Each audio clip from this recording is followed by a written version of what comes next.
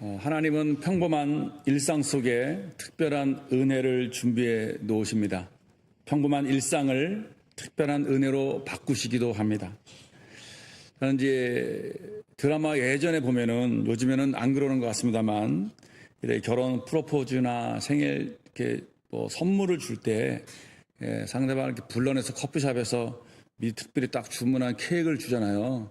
그럼 케이크를 먹다가 이빨에 뭐가 확 걸려요. 보면 이제 그게 딱 보면 이게 다이아몬드 반지 막 나오고, 뭐 우리 그런 일은 우리 삶에 뭐 벌어지진 않지만 드라마에서만 일어났지만 서프라이즈한 선물이 딱 감춰 있는 모습을 보게 됩니다. 하나님도 우리의 반복되는 일상에서 서프라이즈한 깜짝 선물 같은 은혜를 감춰 놓습니다. 오늘 그 이야기를 나누려고 합니다. 특히 믿음으로 하나님을 따라가는 자들에게 은혜를 선물로 준비해 주십니다.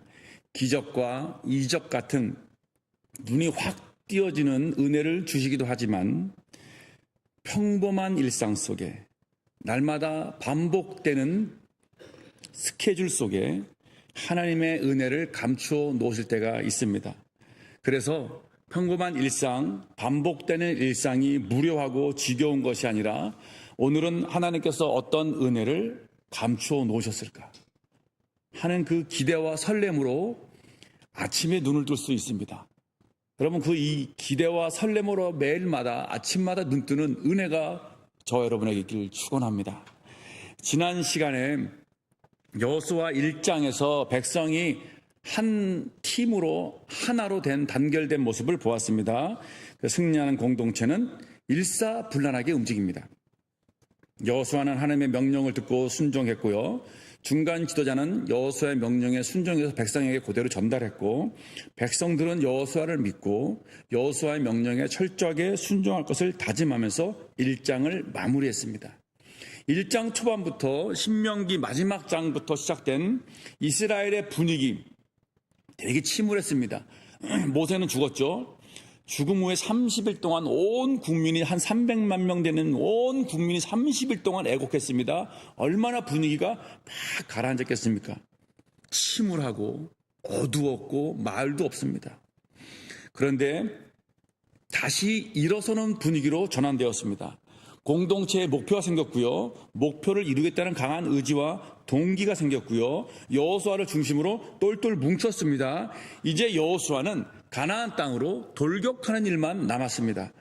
하나님의 명령도 떨어졌고 백성들도 분위기가 바뀌었고 한마음이 되었고 이제는 돌격 앞으로만 하면 돼요. 그런데 여호수아는 오늘 2장 1절에 보면은 정탐꾼을 먼저 보냅니다. 바로 쳐들어가지 않습니다. 여호수아는 이미 하나님의 약속을 받았습니다. 약속의 땅, 가나안 땅을 너희에게 주겠다. 1장 3절에서 말했고, 1장 4절에서는 너희의 영토가 되리라. 6절에서는 이 백성에게 차지하게 하리라. 9절에서는 너희와 함께 하리라. 이렇게 하나님께서 약속을 주셨습니다. 그럼에도 그는 신중했습니다. 하나님의 영으로 충만한 사람이었고 믿음이 있었고 용기도 있었습니다. 그런데 무모하게 일을 벌리지 않았습니다. 믿음은 그렇게 무모하게 일 저지르는 거 아닙니다. 하나님의 약속을 의심했기 때문이 아닙니다. 하나님의 계획과 뜻이 차질 없이 완성하기 위해서인 것입니다. 자신의 실수와 성급함으로 하나님의 계획에 차질이 생길 수도 있기 때문에 그는 사전 준비 작업에 들어간 것입니다. 여러분, 저는 이것이 믿음 있는 사람이라고 생각합니다. 히브리서 5장 13절 14절에는 장성한 사람, 믿음 안에서 장성한 어른들을 뭐라고 얘기하냐면 지각을 사용하는 사람이다라고 말합니다. 이 지각은 분별력입니다. 분별할 수 있는 능력을 사용하는 것입니다. 그러니까 믿음이 좋은 성숙한 신앙인은 무조건 믿습니다, 될 줄로 믿습니다가 아니라 하나님께서 지각을 사용하셔서 어떻게 그 믿음이 이루어지게 하는지 신중하게 접근하는 행동으로 옮기는 사람인 것입니다. 제가 요즘에 목표 중에 하나가 뭔지 혹시 아시는지 모르겠습니다. 여러분, 배우령을 자전거 타고 올라가는 겁니다. 목표가 있어요, 지금. 제가 어저께도 이 목표를 이루기 위해서 제가 지금 뭘 연습하냐면 배우령보다 조금 적은 소양강 댐 올라가는 데를 하고 있어요. 어저께도 소양강 댐 올라갔고 또 자전거 동아리들랑 우리 온누리교회. 그거 약간 모자란 것 같아서 오다가 구봉산으로 다시 또 올라왔어요. 그래서 제가 내가 이 상태로 배우령을 넘어갈 수 있는지 제가 스스로를 테스트해봐야 될 거 아니에요. 제가 이 목표를 생겼으면 배우령을 넘어가는데 그러면 배우령 넘어서 청평사로 돌아올 계획인데 과연 길이 어떤지 몇 킬로가 되는지 사람들은 어떻게 넘어가고 있는지 제가 조사를 합니다. 유튜브를 봐서 배우령은 요 구간이 힘들구나. 요 구간에 힘내 달리면 안 되는구나. 사전 작업을 해 나갑니다. 쉽게 무조건 자신감 하나로 되는 거 아닙니다. 믿음은 그렇게 자신감으로 가는 게 아닙니다. 하나님께서 우리에게 분명히 보여주신 사인이 있고 하나님께서 우리에게 주시는 분명히 이 하나님의 일이구나 하는 분명한 확신이 있는 상태에서 움직여야 하는 것입니다. 그래서 우리가 뭔 일을 하면 특별히 교회 일은 신중하게 접근을 해야 됩니다. 여러분 느헤미야가 예루살렘 이제 포로로 잡혀갔습니다. 페르시아라는 나라에 유대인이었는데 포로로 잡혀갔는데 자기네 그 예루살렘 성벽이 완전히 무너지고 아직 재건되지 않았다는 얘기를 듣고 너무 슬퍼서 페르시아 왕의 허가를 맡아서 그 당시 술관원이었습니다. 예루살렘으로 돌아옵니다. 잠깐 며칠 동안 한 몇 개월 동안 성벽을 재건하기 위해서 특별 허가를 맡아서 왔습니다. 예루살렘에 딱 도착하자마자 느헤미야가 한 게 뭐였냐면 바로 성벽 재건하지 않았어요.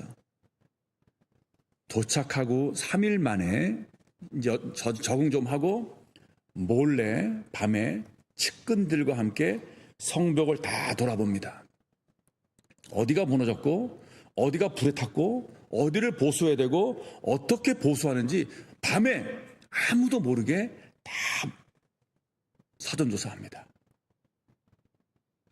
여러분 하나님의 사람들 하나님의 일을 해나갈 때는 그렇게 철저하게 준비를 하고 나서 움직여야 합니다. 저는 카드를 쓰면서 아직까지 연체된 적이 없습니다. 저도 뭔 일이 있어가지고 제가 무슨 신용조사 하는 데 있거든요. 신용 등급 하잖아요. 제 신용 등급이 900이 넘어요. 그 이유는 한 카드를 한 30년 쓰니까는 연체가 안 돼요. 제가 연체를 안 되는 이유는 제가 카드를 쓸 때 계산을 합니다. 요 정도는 내가 갚을 수 있다.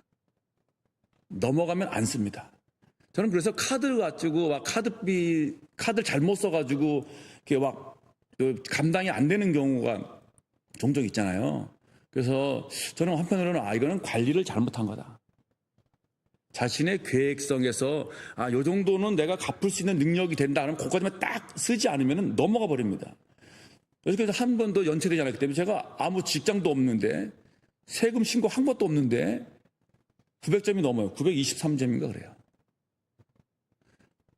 어떤 일을 준비할 때 믿음의 사람들은 항상 사전에 신중하게 계획을 하고 특별히 교회 일은 더 신중해야 됩니다.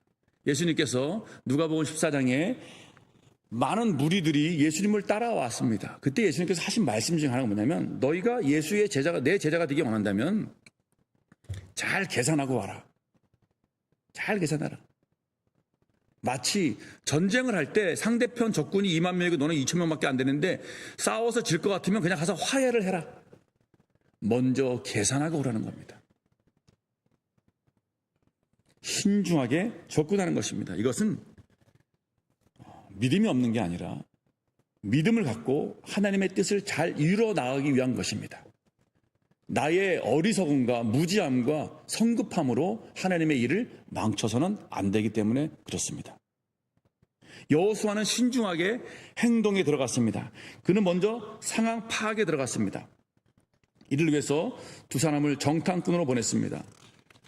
가나안 땅, 특히 여리고 땅을 두루두루 살펴서 상황이 어떤지, 백성들은 어떤 상태에 있는지, 그들이 도대체 무기가 뭔지, 군사력이 뭔지, 문이 몇 개가 있는지, 어디로 들어가야 되는지 정보를 세세하게 알아오라고 보냈습니다. 40년 전에도 모세가 가나안 땅에 정탐꾼을 보냈습니다. 그때는 12지파에서 한 명씩 선발해서 12명을 보냈는데 이번에는 2명밖에 안 보냈어요. 12명에 대한 트라우마가 있는지도 몰라요. 다수에 대한 트라우마. 12명 보냈다가 12명 중에 10명이 그냥 부정적으로 얘기해서 40년 동안 광야에서 고생했잖아요. 최소 인원으로 구성된 2명이 최소한 3일 이상 머물렀던 것 같습니다. 자, 그렇다면 이런 질문이 생겨요. 정탐꾼은 어떤 기준으로 선발했을까? 여러분, 세네갈에도 한국 대기업이 와 있습니다. 주재원들이 파견 나와 있습니다. LG나 삼성 같은데, 만약에 주재원을 여러분이 파견한다고 생각해 보세요. 누구를 파견할 것 같습니까? 아무나 파견할 것 같습니까? 신입사원 파견합니까? 절대 그렇지 않습니다. 경력사원 파견합니다. 실적을 낼 수 있는 사람, 거기에서 판매를 올릴 수 있는 사람, 모든 이 전체적인 경영 능력뿐만 아니라 인간관계 능력뿐만 아니라 사업 업무 능력까지 다 평가하고 정말 실력 있는 사람을 보내더라고요. 여호수아도 아무나 찍어서 너 가라, 2명, 야 일로 와, 너 가, 이렇게 하지 않았을 것 같아요. 제가 만약에 여호수아였다면 저는 하나님을 온전히 신뢰하고 상황을 판단할 수 있는 능력과 영적인 분별력을 가진 사람을 보낼 것 같습니다. 여호수아는 그 기준을 말하고 있지 않습니다. 그런데 그 사람들이 어떤 사람이었는지 짐작은 할 수 있습니다.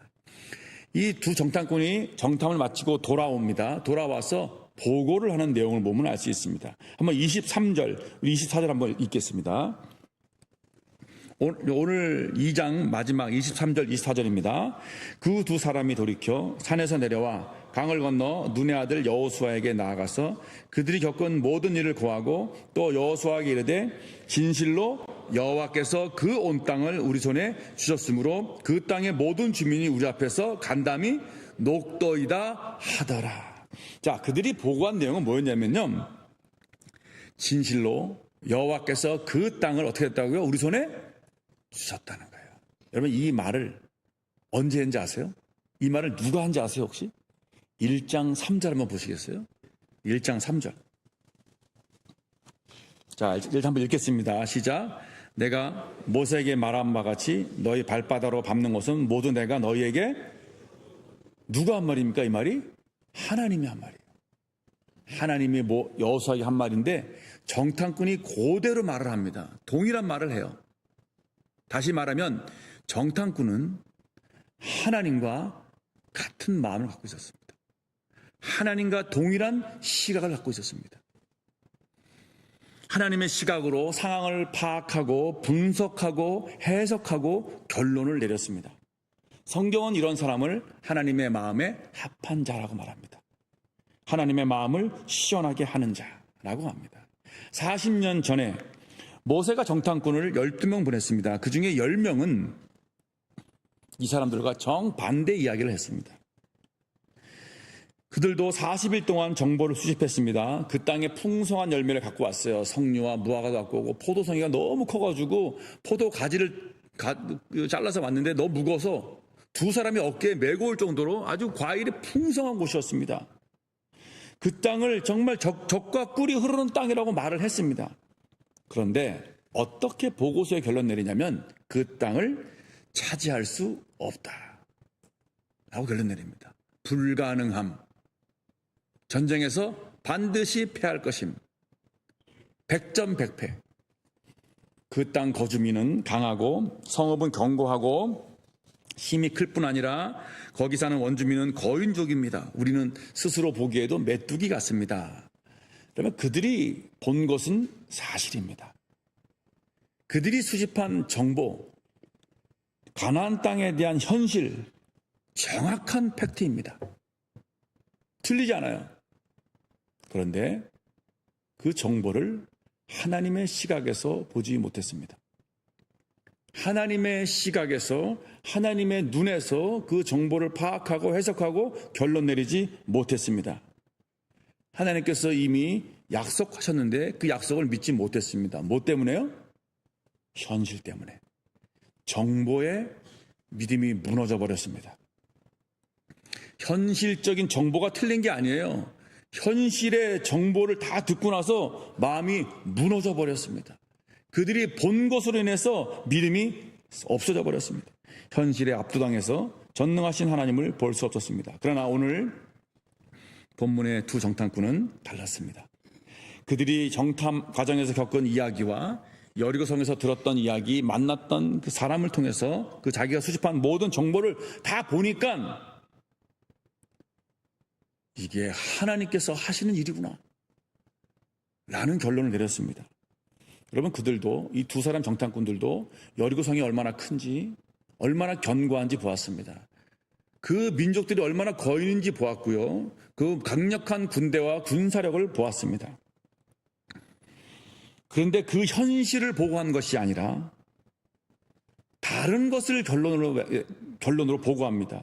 오늘 아까 읽었던 이 스타를 보니까 또 여호수아가 이르되 진실로 여호와께서 그 온 땅을 우리 손에 주셨습니다. 하나님께서 전쟁에서 승리케 하실 것이라는 확신, 그 땅을 차지하게 할 것이라는 확신, 여리고성을 정복하는 것이 하나님의 뜻이라는 확신이었습니다. 똑같은 것을 봤습니다. 똑같은 상황을 봤습니다. 그런데 결론이 정반대예요.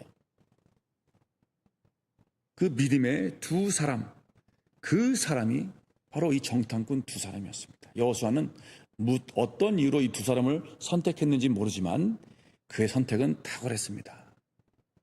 제가 지금 온누리교회에서, 여러분, 온누리교회에서 영적인 지도자를 택하고 이제 앞으로도 장로를 피택하고 또 안수집사를 세우고 또 이제 권사님 세우고 소리집사를 세울 텐데, 우리가 지도자를 세우는 원칙이 있습니다. 바로 이 정탐꾼과 같아야 합니다.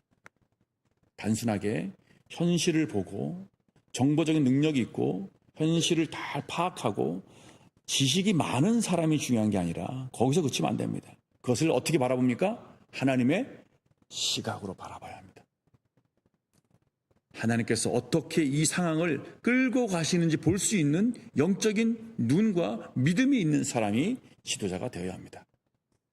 우리가 지금 구성하고 있는 기획팀도 마찬가지입니다. 그렇다면 이 두 명의 정탐꾼은 어떻게, 무슨 근거로 승리할 확신, 하나님께서 이미 그 땅을 주셨다는 결론을 내릴 수 있었을까요? 어떻게 이 결론에 도달할 수 있었을까요? 어떻게 이런 믿음의 보고를 할 수 있었을까요? 23절에 나옵니다. 두 정탐꾼은 여호수아에게 그들이 겪은 모든 일을 보고합니다. 자, 다시 말하면 자신들이 정탐 과정에서 겪었던 일들을 통해서 이게 하나님이 하시는구나 라는 것을 깨달은 거예요. 자신들의 삶의 정탐 과정 중에서, 정탐의 일 속에서, 정탐꾼으로서 그냥 해왔던 일 속에서 하나님께서 하셨구나 하는 확실히 들은 거예요. 일을 진행하는 과정을 보면요, 하나님께서 인도하셨구나, 하나님의 응답이구나 하는 것을 알 수가 있습니다. 하나님이 준비하신 특별한 은혜를 발견했기 때문입니다. 그 은혜가 무엇이었냐? 오늘 1절 보시겠어요? 여러분, 1절 후반부에 보시겠습니다. 1절 후반부에 뭐라 나와 있어요? 어떤 은혜였습니까?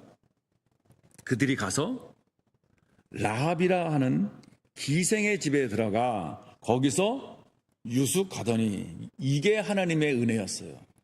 이것이 하나님이 감추어 주신 특별한 은혜였습니다. 여리고성 안으로 이 두 사람이 들어갔습니다. 위장해서 정보를 파악하기 위해서 여기저기 돌아다녔겠죠. 사람들도 만나고 이렇게 보고 다 이렇게 다 눈여겨보고 막 기록하고 그랬겠을 거 아니에요. 저녁이 되었어요. 자기 위해서 호텔에 체크인한 겁니다. 그 당시 호텔이 여인수경 같은데, 근데 그 자신들이 가서 체크인한 숙소가 누가 운영하는 거였냐면 라합이라는 기생이 운영하는 숙소였어요. 다른 숙박집도 많을 텐데, 다른 기생들도 많았을 텐데, 그들이 들어간 그 집이 하나님의 은혜가 준비되어 있던 집이었어요. 이 사람들은 거기에 하나님의 은혜가 있는지 알 수 없었어요. 몰랐어요. 그냥 하룻밤 머물기 위해서 들어가는 곳이었어요. 날마다 우리 잠을 자잖아요. 평범한 거, 일상 중에 한 선택이었어요. 특별하게 아는 거 없었어요. 그냥 어떻게 들어간 여러 집 중에 성곽에 특별히 기생집들이 있었거든요. 거기 들어가 버린 겁니다. 정탐꾼들이 어떻게 행동했는지 모르지만 그들의 신분이 노출되었습니다.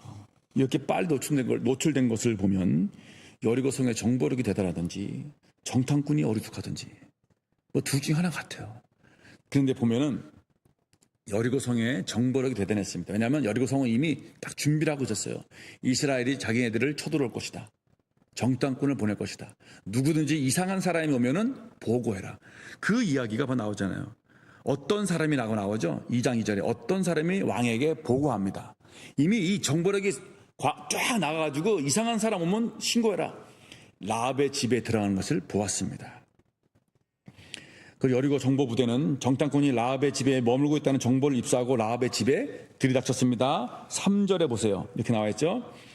여리고 왕이 라합에게 사람을 보내 이르되 내게로 와서 내 집에 들어간 그 사람을 끌어내라. 그들은 이 온 땅을 정탐하러 왔느니라. 여러분, 라합은 결정해야 했습니다. 내어줄지 말지. 내어주지 않으면 반역죄, 영모죄, 뭐 국가 내란 선동죄 뭐 이렇게 아마 잡혀갈 겁니다. 간첩죄로 잡혀갈 수 있겠죠. 라합은 여리고의 원주민이라서 자기 민족을 위해서 정탐꾼을 내어줄 수도 있습니다. 무장한 군사들이 갑자기 들이었는데 겁먹어가지고 저기요! 라고 말할 수도 있었을 것입니다.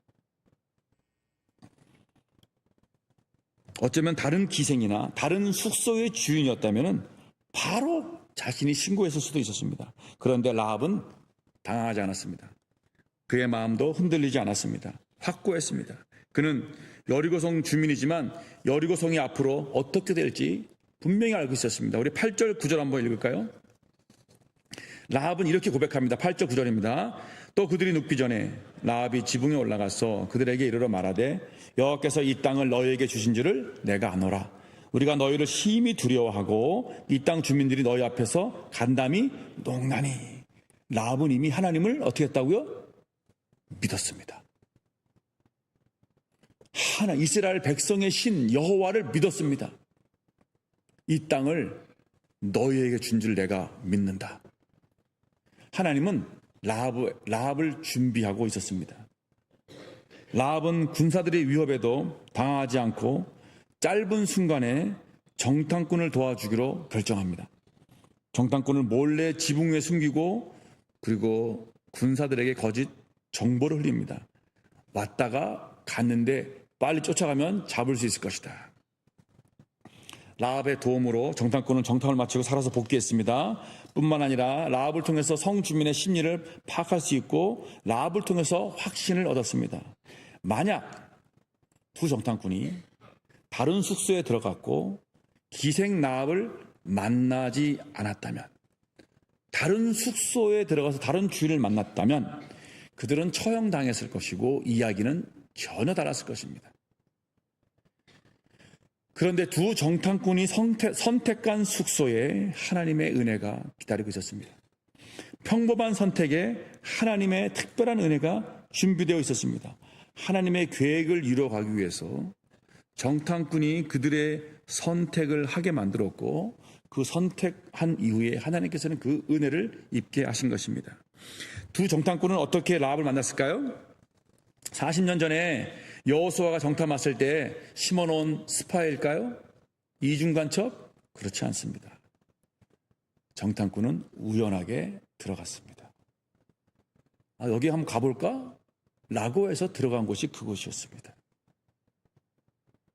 숙박비를 하루 내고 묵기 위해서였습니다. 여러분, 하나님을 신뢰하고 나갈 때 그 길이 어떤지 알 수 없습니다. 우리의 일상이 내가 정탐꾼으로서 해야 할 일들을 하고 있을 때, 내가 주부로서 일을 하고 있을 때, 직장인으로서 내가 평범하게 삶을 내가 살아가고 있을 때 하나님께서는 하나님의 계획을 이뤄가기 위해서, 우리의 기도에 응답하기 위해서 평범한 일상 속에 하나님의 은혜를 예비해 놓으십니다. 하나님께 순종할 때 여호수아에게 순종해서 정탐꾼이 떠났습니다. 이 순종해서 떠난 사람들에게 그 사람에게 필요한 사람을 준비시켜 주시고 그 사람을 통해서 상황과 환경을 바꿔주셨습니다. 그러면 사도 바울이 2차 전도여행을 할 때 자신이 1차 전도여행 때 개척한 교회를 돌아오고 싶었는데 성령께서 그를 막았습니다. 그래서 그를 마게도냐 유럽으로 보냅니다. 하나님께서 환상을 보여주셨는데 바울은 그 환상이 나를 하나님께서 아시아가 아니라 유럽으로 부르시는구나 라는 생각을 확신을 가지고 배를 타고 유럽으로 넘어갔습니다. 거기에 첫 번째 성이 빌립보 성입니다. 아는 것도 없고 아는 사람도 없습니다. 바울은 평상시처럼 기도하는 장소를 찾기 위해서 강가로 갑니다.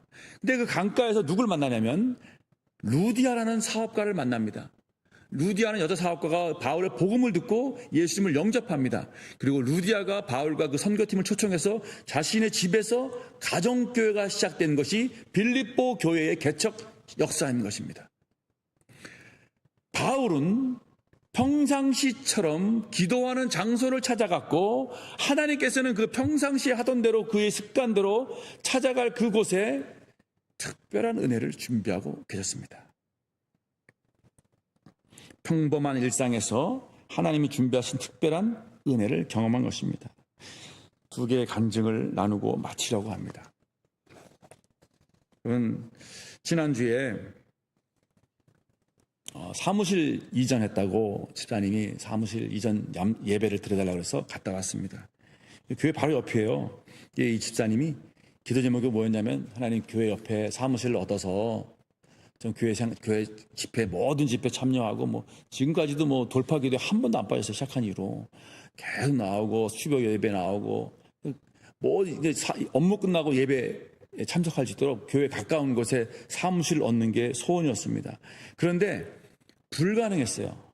왜냐하면 이번에 이 본사가 서울에 있고 춘천에 동춘전 남춘천 이렇게 영업소가 있잖아요. 영업소가 있으면 자기 영업소장에 자기 영역이 있어요. 영역.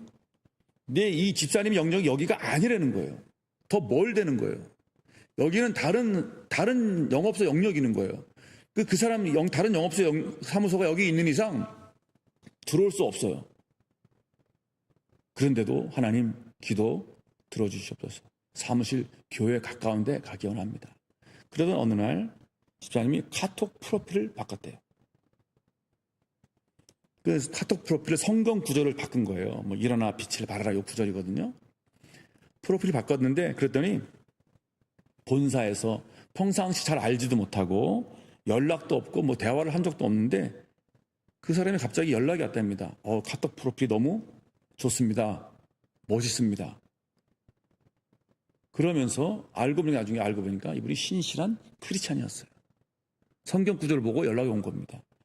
가까워졌고 친해져서 그래서 이제 주고받으면서 이런 제가 기도 제목이 있습니다. 기도해 주세요. 이런 어려움이 있습니다. 같은 기업이니까는 그래서 이제 본사의 책임자에게 얘기를 했어요. 그러다가 원래 이 지역에 있는 영업소의 그 책임자가 이 지역에 사무실을 얻지 않고요. 저기 멀리에 새로 진 건물에 사업소를 얻겠다 그런 거예요. 그러다 보니까 어떻게 했습니까? 이 본사에 있는 책임자가 적극적으로 나서서 어떻게 했겠어요? 얻게 해줬어요. 여기저기 다려놔서 얻게 해줬습니다. 그러면 여기가 비잖아요. 누가 와야 돼요? 집사님이 온 거예요. 마침 여기 바로 옆에요. 2분도 안 걸려. 차로 가면 한 2분 걸려요. 신호등만 안 보고 걸어도 가니까. 그래서 이 근처에 이사 오게 되었다. 사무실을 하게 되었다. 정말 그분 본사에 있는 그분을 통해서 그분이 다리를 많이 낮아서 그냥 이 일이 만들어진 거예요. 여러분, 기도의 응답이 어떻게 시작되었습니까? 카톡 프로필 하나 바꾼 거에서 시작했습니다. 카톡 프로필 바꾸는 것은 아주 평범한 일상입니다. 어려운 거 아니에요. 저도 잘 안 바꾸지만 최근에 바꿨습니다. 저 웬만해서 안 바꿔요. 귀찮아서. 여러분들은 여행 가면 여행지 바꾸고 좋은 구절에서 좋은 구절 바꾸잖아요. 일상이에요. 우리 평범한 일상의 삶을 사는 거예요. 그런데 하나님께서 그 평범한 일상에 하나님의 특별한 은혜를 준비해 놓으셨던 것입니다. 평범한 일상 속에 하나님이 준비해 놓으신 이 기도 응답의 과정들 멋있지 않아요? 하나님이? 또 한 가지는 제 아내 이야기입니다.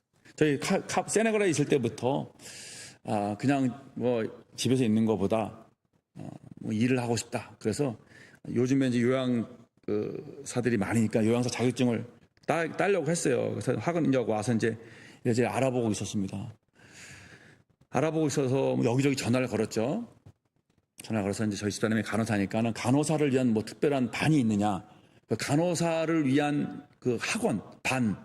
수업이 적게 들어요. 수업을 되게. 간호사들은. 여기저기 알아보는데, 한 곳을 소개시켜줬어요. 요양사 학원을.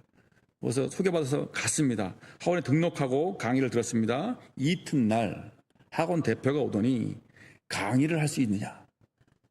라고 묻는 거예요. 마침 그 학원 강사 한 분이 연세가 있으셔서 강의를 못하겠다고 강의가 하나 펑크 난 것입니다. 그렇게 해서 요양사 자격증을 취득한 후에 지금 시간 강사로 일하고 있습니다. 물론 뭐 여러분 교회 사역 때문에 그냥 알바하고 있습니다. 알바. 직장은 아니고요. 알바하고 있어요.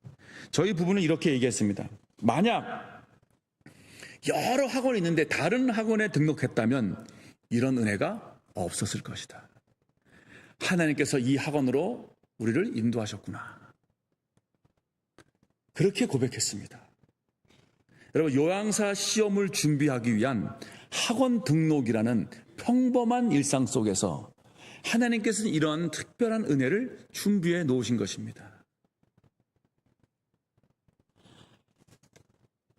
하나님께서 우리의 삶이, 우리의 일상이 평범하게 쳇바퀴 돌아가듯이 돌아가는 것 같지만 그 가운데 하나님의 은혜를 준비해 놓으십니다. 하나님을 전적으로 믿고 우리의 영적 감각을 열어놓는다면 평범한 일상 속에서 하나님께서 준비하신 특별한 은혜를 발견하게 될 것입니다. 마치 보물찾기처럼. 여러분, 이 한 주간 어쩜 우리 동일한 시간에 일어나서 출근하고 퇴근하고 다시 회식하고 동일한 일상이 반복될 것입니다. 동일한 일상으로 눈을 뜰 것입니다. 그런데 이번 주간은 한번 이렇게 했으면 좋겠습니다. 하나님, 주님께서 나의 평범한 일상 속에 감추어 놓으신 하나님의 은혜를 발견하기 원합니다. 하나님께서 내게 주신 그 특별한 은혜가 무엇인지 기대와 설렘으로 오늘 아침을 눈뜨게 해 주시옵소서. 그런 은혜가 있기를 주님의 이름으로 축원합니다.